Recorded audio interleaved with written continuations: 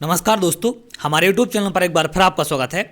आज मैं आपके लिए मध्य प्रदेश संविदा शिक्षक वर्ग 3 से संबंधित एक बहुत ही इंपॉर्टेंट जानकारी लेकर आया हूं, जिसमें हम बात करेंगे कट ऑफ के ऊपर। तो देखिए, आप लोग का मैं जानता हूं, बहुत सारे लोगों के मैसेज मुझे आने वाले हैं कि सर यहाँ पर तो अभी पेपर कैंसिल की बात चल रही है और आप कट ऑफ की बात करते हैं। तो देखिए, मेरा भी बिल्कुल भी मन नहीं था कट ऑफ बनाने का, लेकिन इसका रीज़न क्या है मैं आपको बता दे रहा हूँ कि इतने सारे स्टूडेंट जुड़े हुए हैं जो मैसेज करते हैं, कमेंट करते हैं कि सर एक बार आप कट ऑफ बना दीजिए, मुझे कट ऑफ देखना है कि लगभग कट ऑफ क्या जाना चाहिए था इस बार।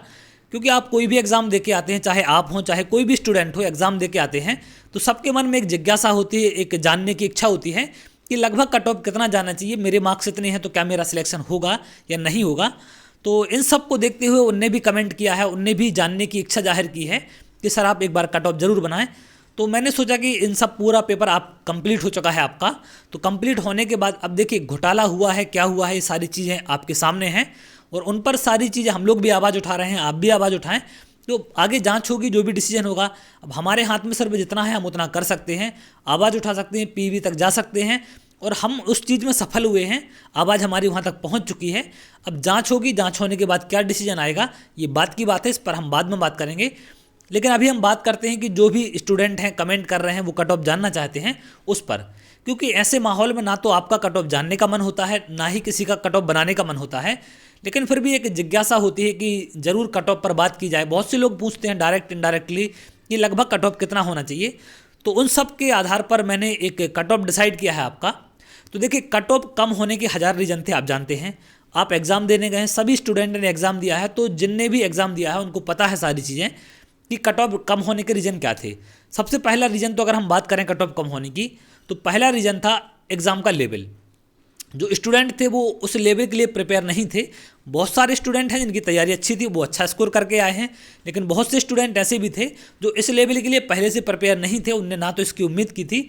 तो यहाँ पर मैक्सिमम कैंडिडेट ज़्यादा स्कोर नहीं कर पाए और जिनकी तैयारी अच्छी थी, जो अच्छा पढ़ के गए थे वहाँ पर, तो वो स्कोर कर पाए हैं। क्लियर है। और बहुत से स्टूडेंट ऐसे थे जिनने सिलेबस के अकॉर्डिंग पढ़ाई की है, तो उनके स्कोर ज़्यादा नहीं हो पाए हैं, वो 90, 95, 100 तक ही पहुँच पाए हैं।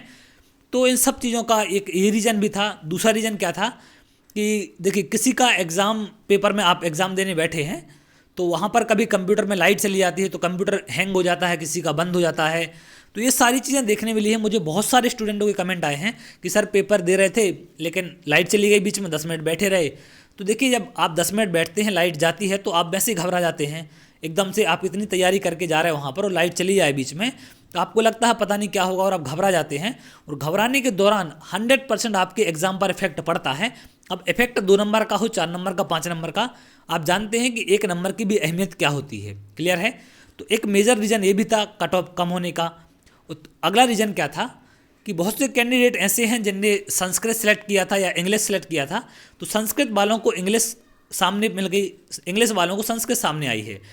तो यहाँ पर देखिए, जब कोई संस्कृत की तैयारी करेगा तो इंग्लिश उतनी अच्छी नहीं कर पाएगा, आप जानते हैं। या जो इंग्लिश पढ़ के जाएगा वो संस्कृत तो और ही नहीं कर पाएगा, क्योंकि संस्कृत आम बात नहीं है करना और इंग्लिश संस्कृत वालों को आम नहीं है। तो यहाँ पर एक रीज़न ये भी था। लेकिन इन सब के बावजूद सारे कैंडिडेट एग्ज़ाम दे के आते हैं, एग्ज़ाम होता है, जैसे तैसे करके कंप्लीट होता है एग्ज़ाम, और एक न्यूज़ पर ये आती है कि एग्ज़ाम लीक हो गया। तो सारे कट ऑफ कम होने का जो भी वजह थी, जो भी रीज़न थे, सब पर एक ही न्यूज़ ने पानी फेर दिया है कि पेपर का लीक हो जाना। अब देखिए, कम होने के हज़ार रीज़न थे, अब कट ऑफ हाई जाएगा या नहीं जाएगा ये तो आप समझ गए हैं यहाँ पर कि पेपर लीक हो गया है। स्क्रीनशॉट बाहर आए हैं। अब बाहर आए, कैसे आए, क्यों आए, इससे हमें मतलब नहीं है। पेपर अगर आपका ऑनलाइन था तो एग्ज़ाम से कोई भी चीज़ ऐसी बाहर नहीं आनी चाहिए जो लीक होने की तरफ इशारा करे। क्लियर है। तो स्क्रीनशॉट एक आने की बात नहीं है, यहाँ पर पूरी की पूरी PDF में बाहर आई हैं। तो 100% यहाँ घोटाला हुआ है। इस पर हम भी आवाज़ उठा रहे हैं, आप भी आवाज़ उठाएं, आप भी सहयोग करें हम लोग का। हम लोग आपका पूरा सहयोग करेंगे जितना पॉसिबल होगा। सारे लोग आपका सहयोग कर रहे हैं, चाहे वो न्यूज़ चैनल वाले हों, चाहे एजुकेशन चैनल वाले हों, सब फैकल्टी आपका सपोर्ट कर रही हैं। और आप भी बढ़ चढ़ के इसमें हिस्सा लें और अपने हक के लिए ज़रूर लड़ें आप लोग। क्लियर है। अब देखिए, यहाँ पर नुकसान भी बहुत से स्टूडेंटों को, जिनने मेहनत करके यहाँ पहुँचे हैं उनके लिए नुकसान भी है, क्योंकि वो अच्छे नंबर स्कोर करके आए थे, उनने मेहनत से तैयारी की है, सारी चीज़ें की हैं और वो अच्छा स्कोर करके आए, तो उनके लिए नुकसान भी होने वाला है। यहाँ से अगर पेपर कैंसिल होता है, क्या होता है, ये बाद में डिसीजन आएगा, उस पर पता चलेगा तो क्या होगा। लेकिन उनके लिए भी एक डर हो गया अंदर कि अब दोबारा नंबर आते हैं या नहीं आते हैं। तो ये सब चीज़ें हैं देखिए कम और ज़्यादा होने की, लेकिन इन सब के बावजूद हम जो एक एनालिसिस पर पहुँचे हैं, जो नंबर मुझे स्टूडेंटों ने कमेंट किए हैं कि सर मेरे इतने मार्क्स आए हैं, अब लोग देखते हैं बहुत सारे स्टूडेंट कमेंट करते हैं, आप चैट बॉक्स में देख सकते हैं। तो इन सब पर मैं एक कट ऑफ पर पहुंचा हूं कि लगभग इस बार का कट ऑफ क्या होना चाहिए और कितना तक आपका स्कोर होगा, तो ये आपका सेफ स्कोर हो सकता है। तो सबसे पहले तो हम बात कर लें क्वालिफिकेशन मार्क्स की। बहुत से कैंडिडेट ऐसे हैं जो अदर स्टेट से हैं, वो मैसेज करते हैं कि सर कितना नंबर तक क्वालिफिकेशन माना जाएगा। तो देखिए यहाँ पर आपको साफ साफ दिया गया है, अनुसूचित जाति जनजाति अन्य पिछड़ा वर्ग और दिव्यांग लोगों के लिए 50% नंबर लाना अनिवार्य है। मतलब 150 में से आपको 75 नंबर लाना अनिवार्य है, तो आपका एमपी टेट क्वालिफाई माना जाएगा। क्लियर है। और अगर हम बात करें अन्य की, इनके अलावा जो अन्य कैटेगरी हैं उनकी अगर हम बात करें तो उनके लिए 60% का मतलब क्या है, 150 में से उनको 90 नंबर लाना यहाँ पर अनिवार्य था। तो 90 नंबर में उनका एमपी टेट क्वालिफाई माना जाएगा। अब उन्होंने साफ कहा है कि एमपी टेट क्वालिफाई होने का मतलब ये नहीं है आपको नियुक्ति दी जाएगी। क्लियर है। ये आपकी क्वालिफिकेशन मार्क्स है मिनिमम, इनके आधार पर आप नियुक्ति के लिए कोई भी मतलब याचिका दायर नहीं कर सकते हैं कि आपने क्वालिफाई कर लिया तो आपको नियुक्ति दी जाए। तो अब हम बात करते हैं अदर स्टेट वालों की, तो इसमें साफ साफ लिखा हुआ है कि मध्य प्रदेश राज्य के समक्ष अधिकारी द्वारा जारी वैध जारी प्रमाण पत्र पर उपलब्ध केवल उन्हें न्यूनतम 50% अर्हताकारी अंक का लाभ प्राप्त होगा। अन्य आवेदक जो हैं, जो न्यूनतम अन्य राज्य के जो आवेदकों के लिए न्यूनतम अर्हता है वो कितनी है, 60% है। तो देखिए जो दूसरे स्टेट के कैंडिडेट हैं, आपकी कैटेगरी कोई भी हो, अगर आप एमपी से बिलोंग नहीं करते हैं तो आपको 60% नंबर लेके आने पड़ेंगे, तब आपका एमपी टेट क्वालिफाई होगा। सिलेक्शन के लिए 60% मार्क्स नहीं है यहाँ पर, ये सिर्फ क्वालिफिकेशन मार्क्स हैं आपके। तो अगर हम बात करें अब कट ऑफ के बारे में कि कट ऑफ लगभग क्या जानी चाहिए, तो देखिए जो मैं आपको कट ऑफ मार्क्स बताऊंगा ये मार्क्स आपके नॉर्मलाइजेशन के बाद के हैं, ये अभी के मार्क्स नहीं हैं। अभी हो सकता है आपके नंबर 80 नंबर हो, 85 नंबर हो, 90 नंबर हो, 100 हो, 105 हो, तो ये आपके रॉ मार्क्स हैं, अभी के मार्क्स हैं। अब नॉर्मलाइजेशन होगा उसके बाद कितने नंबर बढ़ेंगे या कितने नहीं बढ़ेंगे ये तो बाद में आपको पता चलेगा। लेकिन नॉर्मलाइजेशन होने के बाद अगर आपके इतने नंबर हो जाते हैं तो आपका सिलेक्शन के चांस बन सकते हैं। तो अभी आपको निराश नहीं होना है। अगर इस कट ऑफ से आपके 8-10 नंबर तक कम है तो आप उम्मीद यहाँ से रख सकते हैं, जो मैं आपको कट ऑफ बताऊँगा इस कट ऑफ से। क्लियर है।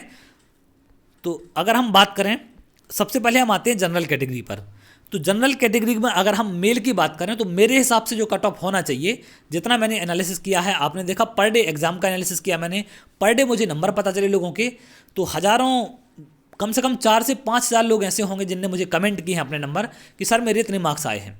तो उन सब के मार्क्सों के आधार पर और बाकी और भी नंबर मैंने सुने हैं, सबके देखे हैं, जाने हैं, तो उन पर मैंने एक कट ऑफ डिसाइड किया है आपका। तो जनरल अगर हम मेल की बात करें तो मेरे हिसाब से मेल का जो कट ऑफ है वो 113 से 116 के बीच नॉर्मलाइजेशन होने के बाद। क्लियर है। 113 से 116 के बीच आपका नॉर्मलाइजेशन होने के बाद इतने अगर मार्क्स हैं आपके तो यहाँ पर उम्मीद हो सकती है। अब देखिए आपके इससे मार्क्स कुछ कम हो सकते हैं, आपके मार्क्स 110 हो सकते हैं, 107 हो सकते हैं, तो आप उम्मीद रख सकते हैं। क्योंकि नॉर्मलाइजेशन में अगर 150 नंबर का पेपर है आपका तो 7 से 8 नंबर बढ़ने के चांस हैं, बिल्कुल बढ़ सकते हैं, 8 से 10 नंबर भी बढ़ सकते हैं। तो आप उम्मीद रखें यहाँ पर। अगर हम बात करें जनरल फीमेल की तो मेरे हिसाब से जो कट ऑफ है जनरल फीमेल का वो 107 से 110 नंबर तक जाने की संभावना है। क्लियर है। अगर हम ईडब्ल्यूएस की बात करें तो नॉर्मलाइजेशन होने के बाद जो ईडब्ल्यूएस का कट ऑफ है वो मेरे हिसाब से 109 नंबर से 112 नंबर के बीच रह सकता है। और ऐसे अगर हम फीमेल की बात करें तो फीमेल का जो कट ऑफ है वो मेरे हिसाब से 104 से 107 नंबर तक होना चाहिए। अब आप में से बहुत से स्टूडेंट ऐसे होंगे जो कमेंट करेंगे जो इस कट ऑफ से सहमत नहीं होंगे। तो देखिए मैं अपने तरफ से कट ऑफ बना रहा हूँ, जितना मैंने एनालिसिस किया है, तो आप एग्री हैं या नहीं हैं ये आपके ऊपर डिपेंड करता है, बट मेरे हिसाब से कट ऑफ इतना जाना चाहिए। अगर हम ओबीसी की बात करें तो ओबीसी मेल की अगर हम बात करते हैं तो 107 से 110 नंबर के बीच कट ऑफ इनका रह सकता है इस बार नॉर्मलाइजेशन के बाद। क्लियर है। तो आप लोग अपने मार्क्स, जो भी आपके मार्क्स हैं, आप उसके आधार पर मुझे कमेंट ना करें, क्योंकि अभी नॉर्मलाइजेशन होना बाकी है, उसमें मार्क्स आपके बढ़ भी सकते हैं और कम भी हो सकते हैं। तो यहाँ पर दोनों चीज़ें होती हैं, कम भी होते हैं, बढ़ते भी हैं, तो अपन थोड़ा सा इसका वेट करेंगे। अब हम फीमेल की अगर बात करें तो 102 से 105 मार्क्स के बीच इनका कट ऑफ यहाँ से जा सकता है।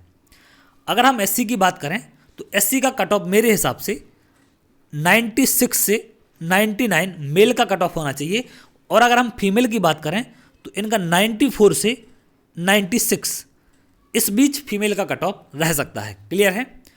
अगर हम एसटी की बात करें तो एसटी का जो कट ऑफ है वो 91 से 93 के बीच होना चाहिए, और जो फीमेल का कट ऑफ है वो मेरे हिसाब से 89 से 91 इस बीच रहने की संभावना है।